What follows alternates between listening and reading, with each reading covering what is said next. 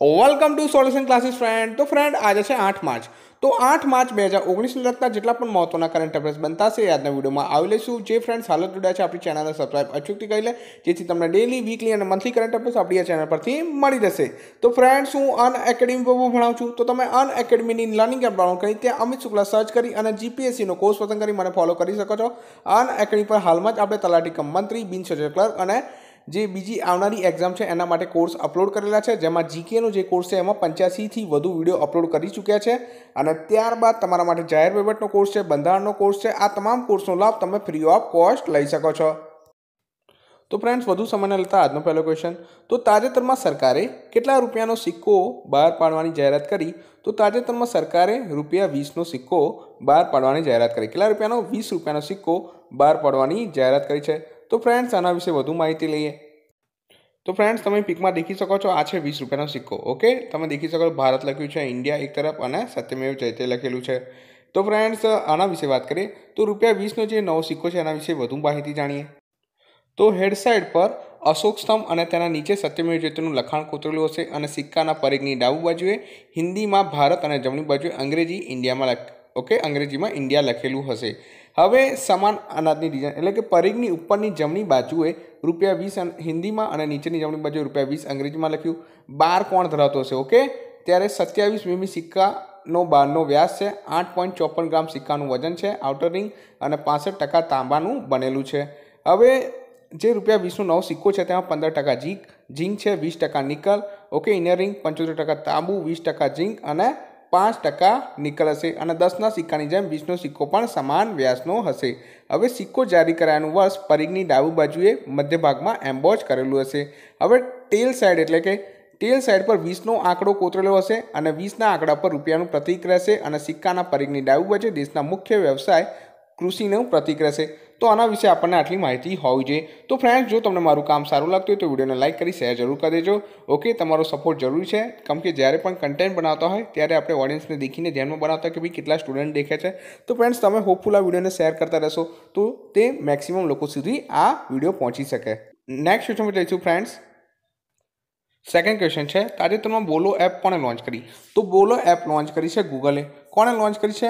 જે બોલો એપ છે એ ગૂગલ દ્વારા લોન્ચ કરવામાં આવી છે। ફ્રેન્ડ્સ તમે અહીં પિકમાં દેખી શકો છો જે બોલો એપ છે એના વિશે વધુ માહિતી જાણીએ।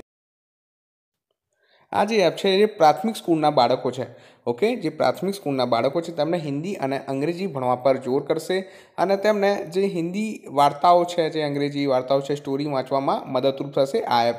આમાં જે એનિમેટેડ કેરેક્ટર છે દિયા, તે જે નાના બાળકો છે તેને મોટિવેટ કરશે જે સ્ટોરી વાંચવામાં અને જ્યાં પણ તેમને પ્રોનાઉન્સિએશનમાં ભૂલ થશે તે તેમને મદદ કરશે અને સ્ટોરી વાંચવા પર તેમને પ્રોત્સાહિત કરશે। ઓકે, તો આ એપ સ્પેશિયલી ભારત માટે સૌથી પહેલાં ભારતમાં લોન્ચ કરવામાં આવી છે આ બોલો એપ અને તે આ જે એપ છે એ બાળકોને ધ્યાનમાં રાખીને બનાવવામાં આવી છે, જેમાં અંગ્રેજી અને હિન્દી મુખ્ય છે।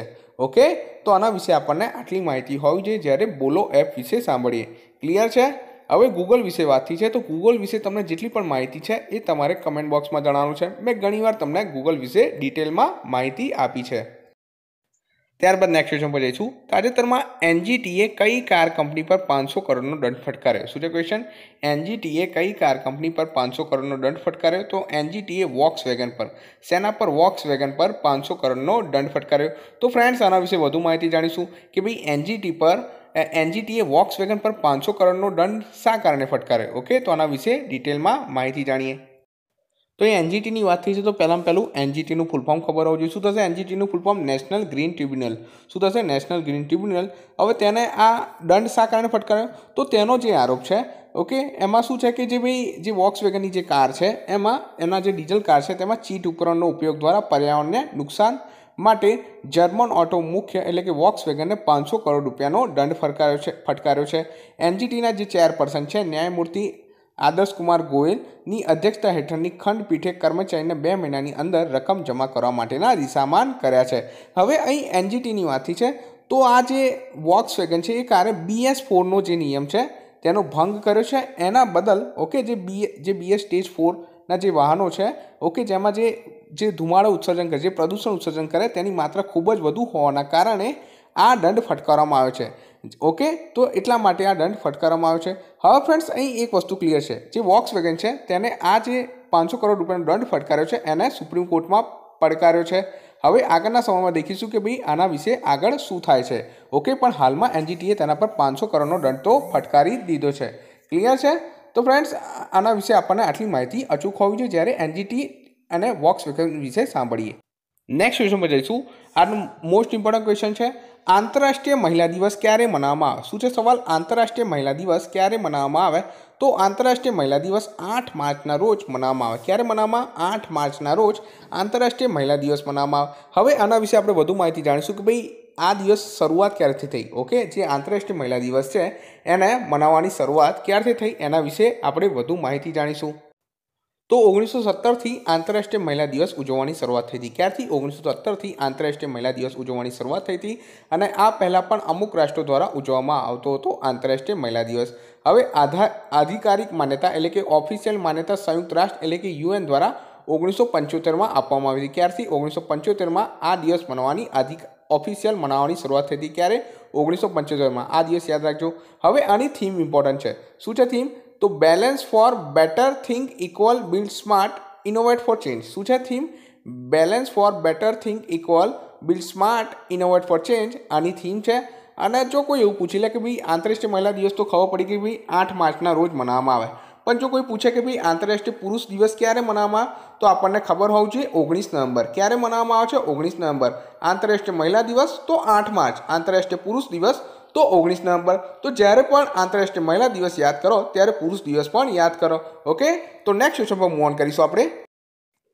જન ઔષધિ દિવસ ક્યારે મનાવવામાં આવે? શું છે સવાલ? જન ઔષધિ દિવસ ક્યારે મનાવવામાં આવે? તો 7 માર્ચના રોજ જન ઔષધિ દિવસ મનાવવામાં આવે. ક્યારે? 7 માર્ચના રોજ જન ઔષધિ દિવસ મનાવવામાં આવે. હવે જે જન ઔષધિ દિવસની વાત થઈ છે તો એના વિશે વધુ માહિતી જાણી. આની થીમ શું છે જે ઇમ્પોર્ટન્ટ છે એક્ઝામ પોઈન્ટ ઓફ વ્યૂ? તો આની થીમ શું છે? Quality medicine at affordable price for all. શું છે theme? Quality medicine at affordable price for all જે આની થીમ છે. તો ફ્રેન્ડ્સ આની થીમ યાદ રાખજો, એક્ઝામમાં પૂછાઈ શકે. શું છે? Quality medicine at affordable price for all. તો ફ્રેન્ડ્સ અહીં મેં ઓપ્શન પણ એવી રીતના આપે છે 1 માર્ચ, 3 માર્ચ અને 8 માર્ચ. તો એ દિવસે પણ મહત્વના દિવસ ઉજવવામાં આવે છે. તો 1 માર્ચે કયો દિવસ ઉજવવામાં? શૂન્ય ભેદભાવ દિવસ. કયો? શૂન્ય ભેદભાવ દિવસ. 3 માર્ચે વિશ્વ વન્યજીવ દિવસ. કયો? 3 માર્ચે વિશ્વ વન્યજીવ દિવસ. અને 8 માર્ચે આંતરરાષ્ટ્રીય મહિલા દિવસ. કયો દિવસ? 8 માર્ચે આંતરરાષ્ટ્રીય મહિલા દિવસ. તો ફ્રેન્ડ્સ આપણને આ મહત્વના દિવસ યાદ રાખવા જોઈએ જ્યારે એક્ઝામમાં કોઈ પણ આમાંથી એક દિવસ જરૂર પૂછાશે, જેમાં 8 માર્ચ વાળો દિવસ આંતરરાષ્ટ્રીય મહિલા દિવસ ખૂબ જ ઇમ્પોર્ટન્ટ છે. તો ફ્રેન્ડ્સ આપણે નેક્સ્ટ ક્વેશ્ચન પર મૂવ ઓન કરીશું. કયો દેશ 124મો સભ્ય બનનાર કયો દેશ 124મો સભ્ય બન્યો આંતરરાષ્ટ્રીય ક્રિમિનલ કોર્ટનો? શું છે ક્વેશ્ચન? કયો દેશ 124મો સભ્ય બન્યો આંતરરાષ્ટ્રીય ક્રિમિનલ કોર્ટનો? તો કયો દેશ બન્યો છે? તો મલેશિયા. મલેશિયા દેશ બન્યો છે 124મો સભ્ય. કયો? તો મલેશિયા દેશ છે એ 124મો સભ્ય બન્યો છે આંતરરાષ્ટ્રીય ક્રિમિનલ કોર્ટનો. ફ્રેન્ડ્સ ખૂબ જ ઇમ્પોર્ટન્ટ છે. હવે આના વિશે આપણે વધુ માહિતી જાણીશું. જે આંતરરાષ્ટ્રીય ક્રિમિનલ કોર્ટ છે એના વિશે જાણીએ. તો આંતરરાષ્ટ્રીય ક્રિમિનલ કોર્ટની સ્થાપના ક્યારે થઈ? 1 જુલાઈ 2002. ક્યારે થઈ? 1 જુલાઈ 2002. અને એનું હેડક્વાર્ટર ક્યાં છે? હેગ, નેધરલેન્ડમાં. ક્યાં છે? હેગ, નેધરલેન્ડમાં આંતરરાષ્ટ્રીય ક્રિમિનલ કોર્ટનું હેડક્વાર્ટર છે. તો ફ્રેન્ડ્સ આના વિશે આટલી માહિતી અચૂક યાદ રાખજો. ત્યારબાદ આજનો લાસ્ટ ક્વેશ્ચન. તો ક્વેશ્ચન છે, કયા રાજ્ય સરકારે મુખ્યમંત્રી કારીગર સહાયતા યોજના શરૂ કરી? શું છે સવાલ? કયા રાજ્ય સરકારે મુખ્યમંત્રી કારીગર સહાયતા યોજના શરૂ કરી? તો ઓડિશા રાજ્ય. ઓડિશા રાજ્ય મુખ્યમંત્રી કારીગર સહાયતા યોજના શરૂ કરી છે. હવે ફ્રેન્ડ્સ તમને ખ્યાલ છે કે ભાઈ ઓડિશા સૌથી વધુ જે યોજના જાહેર કરવામાં સૌથી વધારે યોજના કોણ જાહેર કરે? ઓડિશા. તો ઓડિશા વિશે જેટલી પણ યોજના છે એનું લિસ્ટ તમે જરૂર બનાવ્યું છે. મેં ઘણીવાર ઓડિશા વિશે બધી યોજના વિશે વાતચીત કરી છે. ઓકે, તો ઓડિશા રાજ્યના જે મુખ્યમંત્રી છે કોણ છે? નવીન પટનાયક. તેમણે મુખ્યમંત્રી કારીગર સહાયતા યોજના કરી, જેમાં મજદૂરોને સહાયતા કરવામાં આવશે આ યોજના અંતર્ગત. ઓકે, હવે અહીં ઓડિશાની વાત થઈ છે. કોની વાત થઈ છે? ઓડિશાની. તો ઓડિશા વિશે પણ થોડું જાણી લઈએ. ઓડિશાનું પાટનગર છે ભુવનેશ્વર. શું છે? પાટનગર છે ભુવનેશ્વર. રાજ્યપાલ છે ગણેશીલાલ. કોણ છે? રાજ્યપાલ છે ગણેશીલાલ. ઓડિશાના મુખ્યમંત્રી કોણ છે? નવીન પટનાયક. કોણ છે? નવીન પટનાયક છે ઓડિશાના મુખ્યમંત્રી. અને ઓડિશા આવે ત્યારે આપણને હાલમાં શું યાદ આવવું જોઈએ? Hockey world cup. શું યાદ આવવું જોઈએ? Hockey world cup. કેટલામો હોકી વર્લ્ડ કપ હતો? 14મો હોકી વર્લ્ડ કપ હતો. કેટલામો? 14મો હોકી વર્લ્ડ કપ હતો આ વખતનો. કોણે જીત્યો? બેલ્જિયમે જીત્યો. કોણે જીત્યો? બેલ્જિયમે જીત્યો આ વખતનો હોકી વર્લ્ડ કપ. તો ફ્રેન્ડ્સ હોકી આવે મીન્સ કે ઓડિશા આવે ત્યારે હોકી વર્લ્ડ કપ અચૂક યાદ આવવું જોઈએ. તો હોપફુલ ફ્રેન્ડ્સ વિડીયો હેલ્પફુલ રહેશે. જો વિડીયો હેલ્પફુલ રહે તો વિડીયો લાઇક કરી શેર જરૂર કરજો અને નેક્સ્ટ વિડીયો સાથે જલ્દીથી મળીશું. ત્યાં સુધી વાંચતા રહો અને તૈયારી કરતા રહો. અને ફ્રેન્ડ્સ આજે વીકલી કરંટ અફેર્સ સાંજ સુધીમાં આવી જશે. તો તમારી જે વીકલી કરંટ અફેર્સની સિરીઝ છે એ ચાલુ છે. તો આ મહિનાના વીકલી કરંટ અફેર્સ અને ત્યારબાદ મંથલી કરંટ અફેર્સનો પણ લાભ અચૂકથી લેજો. અને એક લાઈવ સેશન કરવાનું આયોજન છે એ ટૂંક સમયમાં કરી દઈશું. ક્લિયર છે? તો નેક્સ્ટ વિડીયો સાથે જલ્દીથી મળીએ.